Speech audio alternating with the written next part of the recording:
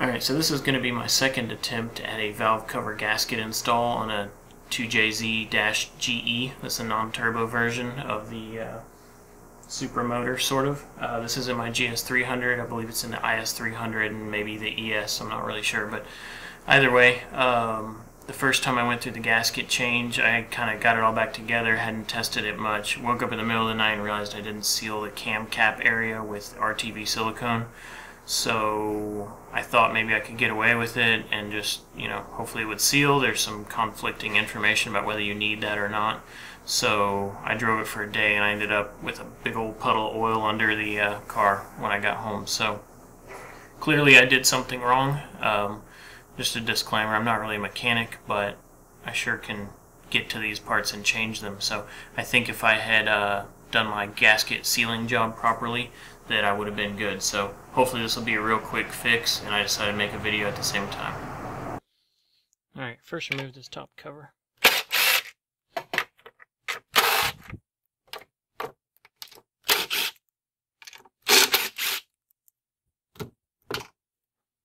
Then we're going to be removing the tube from the airbox, not the airbox itself, and then start with this front cover. Also, I put these nuts back on top of those studs so that they don't jab your arm the whole time. Alright, next up is the manifold right here. This is actually a 3-piece manifold. Starts way down in there. There's a spot here. I mistakenly got the wrong gasket. I got this gasket, but you don't need to take that loose. If you're going to get a gasket, get this one. It's the a metal one. Throttle body's here, but I don't have to take off the throttle body either. So I'm going to go ahead and get these bolts loosened up, and we'll start pulling some stuff off here. So basically all of these hoses that connect here, this connector, some of these connectors, all this stuff's going to have to come loose. The throttle cable, of course, you can just pull this around. See if I can do it one-handed. Come on. Ah, almost. So he comes out, loosen these two, and that tucks up in there just nicely. So get all that stuff off. I'm going to do that real quick, and this whole unit will come off starting from here down to the throttle body. This is loose here too. Once I get this off, there's no bolts over here. It just kind of sits. So pull those off now. Right, one more thing. This back one down here, there's one way down in the back. He's the counterpart of this one here on the other side. You can get him with a 10mm combination wrench. That's the best I've found. Supposedly you can come in with a long extension through here, but it sure didn't work when I tried it, so give that a shot.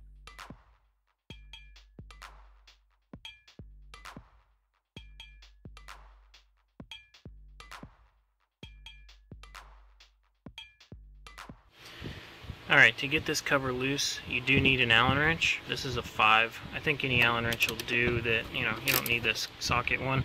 I did break this the first time I took it apart. It just fell apart. It's brittle. Otherwise, this guy's off. Some of these connectors are coming loose. I did take this one off before just to make some room, but you can get to it better once you get all this stuff out of the way. These are all loose. This is loose. There's one up under here, and there's one that's a coolant line right back in here, so you'll need to pull him out too. He'll leak just a little bit, but not too much. You may just have to top off the reservoir later.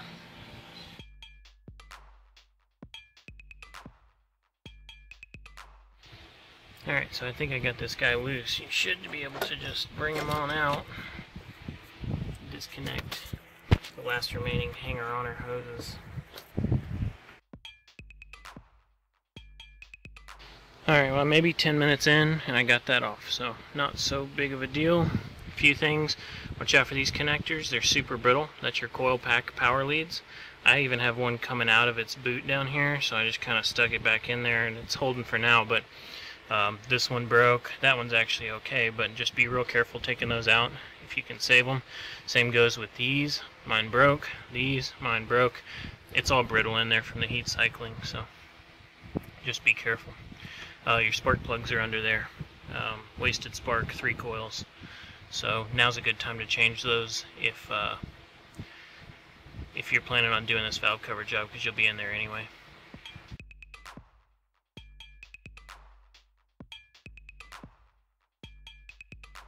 Alright, so I took off that connector, unbolted this because I couldn't get that thing loose, but pulled this out from under there, pulled this one off from wherever it goes, and then this unhooked here. You don't need to go much deeper than that. And with that loose or broken, this whole section can come up and sort of wiggle up and out of the way. And that's enough to get this valve. This is a cam area, so you just need to get this out from under it that way and it works just fine. So you don't need to remove this whole harness. Okay, so this is the middle coil. It sits on top of that spark plug. There's another plug down in there that the other coil goes to. These two coils, the front and the back one, cross one of the plugs over. The one that's,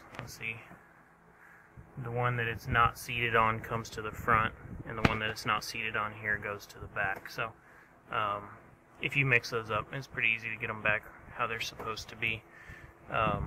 It's wasted spark, so there's only 3 coils. They double fire the ones that aren't. They're in the exhaust stroke, basically. So anyway, everything's loose. I think that's a heater core hose or something back here. That just moves right out of the way. And that's about it. We're ready to unbolt them.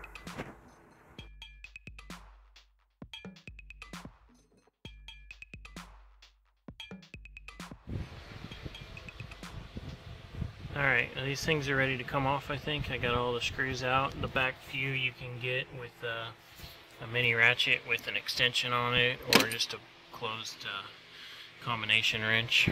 So they should come loose. They take a little bit of wiggling, at least when they're old. New one seems to come right off. Anyway, I can't do this with one hand, or can I?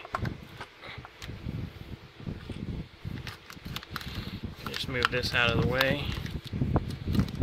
Carefully lift that off and try not to get too much crud in the engine bay. You got to lift it off the studs in the back, but otherwise pretty straightforward.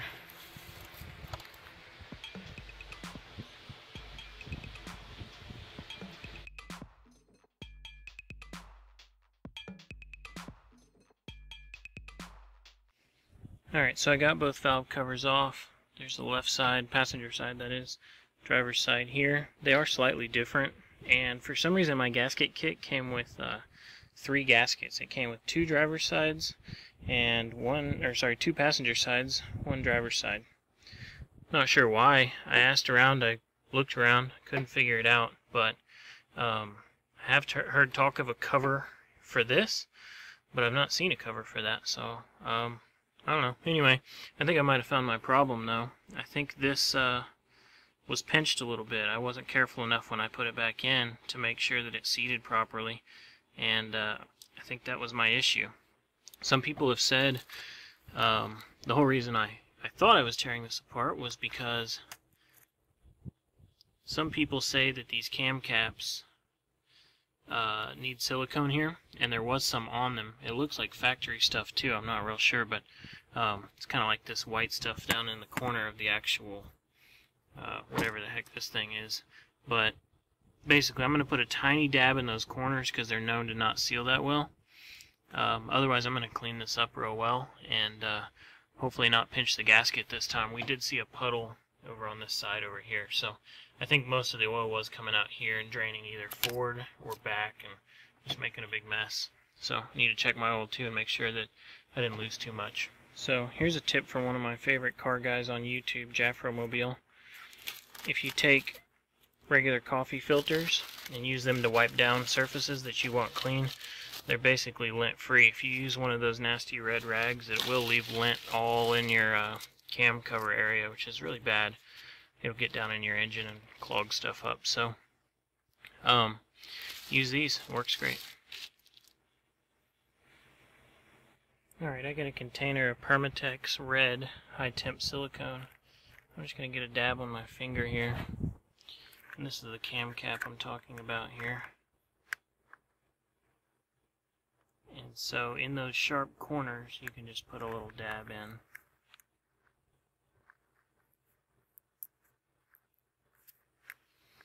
And so that should help it seal. Make sure that the gasket can make that tight corner. So give that a shot. There's the one on the other side as well. Down in there. 2 more on this other one, there, and in there. So hit those, and when you get ready to put the valve covers back on, they should seal just fine.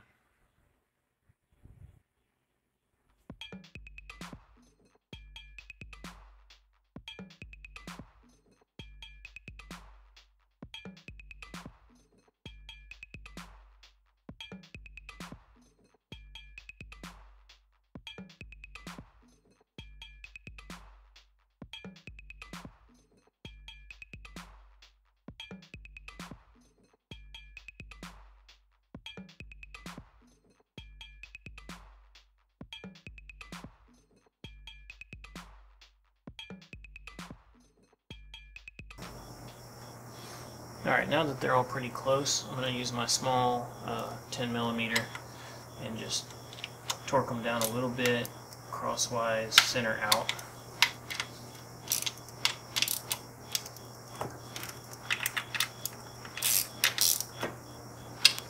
And just get them snugged up a little bit.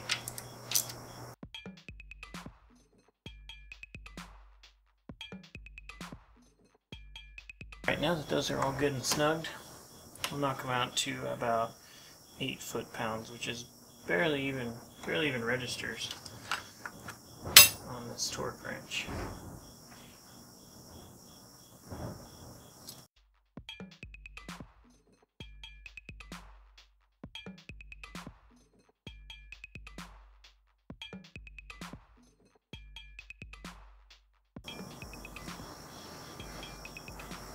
Alright, that ought to do it for that side.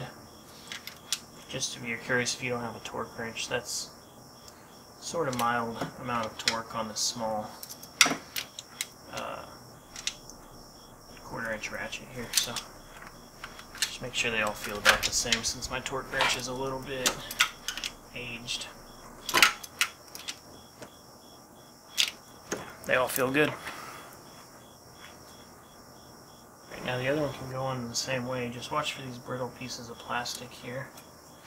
Get them out of the way. You don't want them falling down in your oil lines. Alright, so once you've made sure this is good and clean, and you get your section here nice and clean of any oil, so that that silicone will stick, you can put it on the same way. It might be a little hard to get up under this harness here, but it's doable.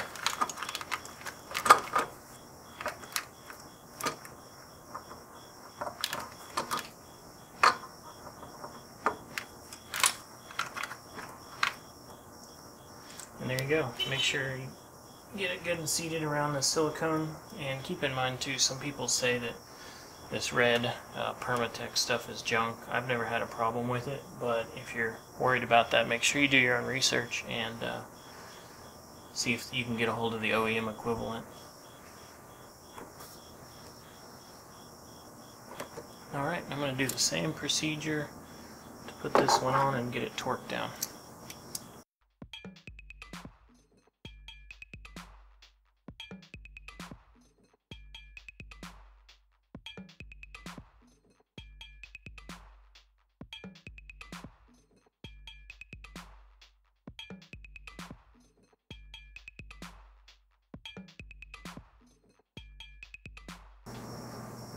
Alright, I had a little bit of ratchet technical difficulties on that one, but I got it working again.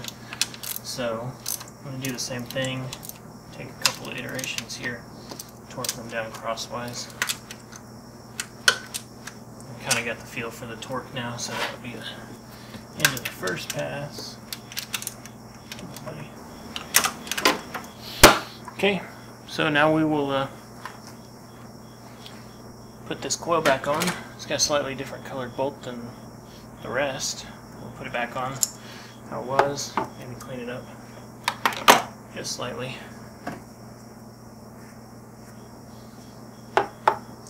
Sits right down on there. Doesn't really snap in or anything, but when you put the screw in, it feels good. Go back to power tool.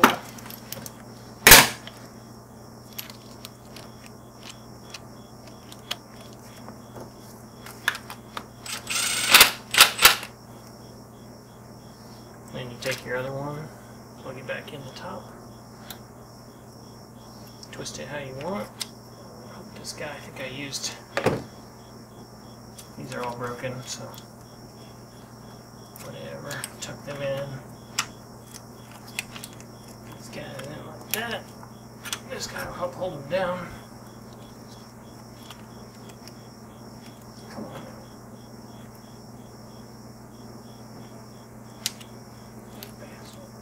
There we go. Anyway, ready for put the intake back on, and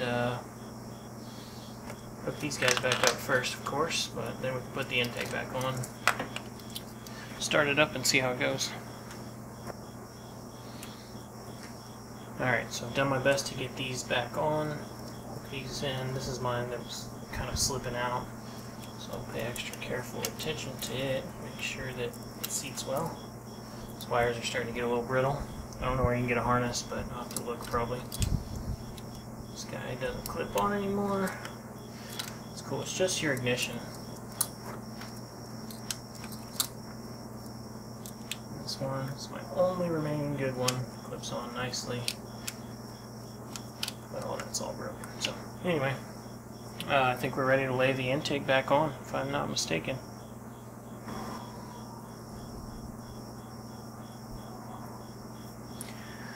Alright, the manifold's about to go back in. This would be, of course, the third section of the manifold. Start with the gasket. This is not a new gasket, although probably you should replace it. And it is directional, and I always get it the wrong way. So, here we go.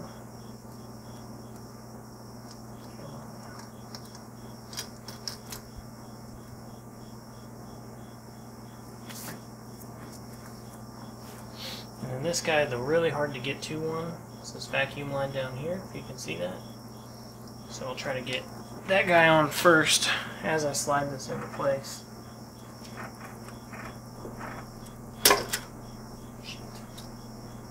Maybe I'll slide it into place first.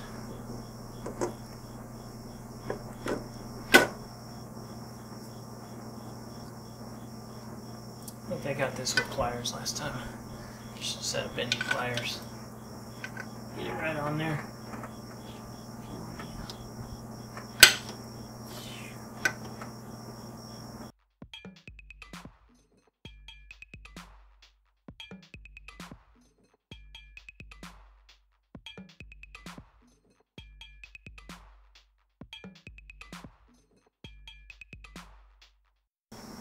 Alright, so there's just a few that are hard to get to. There's a vacuum line here, and there's a water coolant line back here. And then this guy, of course.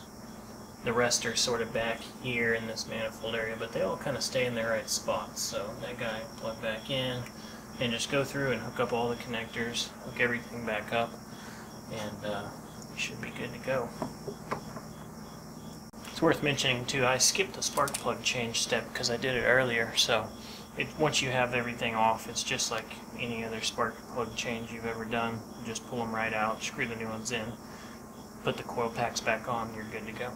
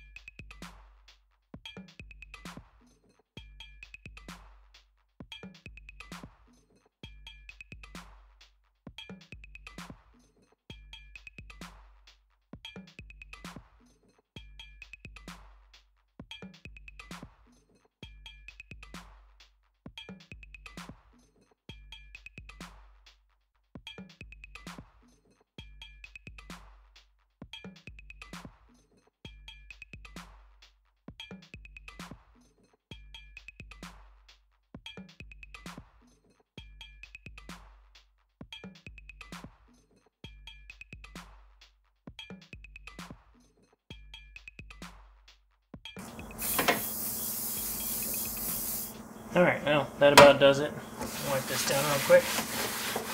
It's unsightly.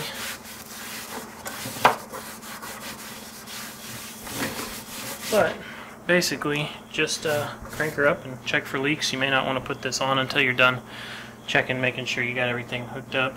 First time I did this, I left one loose, started shooting coolant all over the place. So check your coolant reservoir as well to make sure that you didn't lose too much coolant pulling that throttle body coolant hose off, but I didn't lose much at all. So otherwise, just start it up and look for leaks underneath, which is what I failed to do the first time I went through this. So if you have a pinched gasket, you should know it pretty soon. There's a giant puddle of oil. So anyway, I'm going to start her up.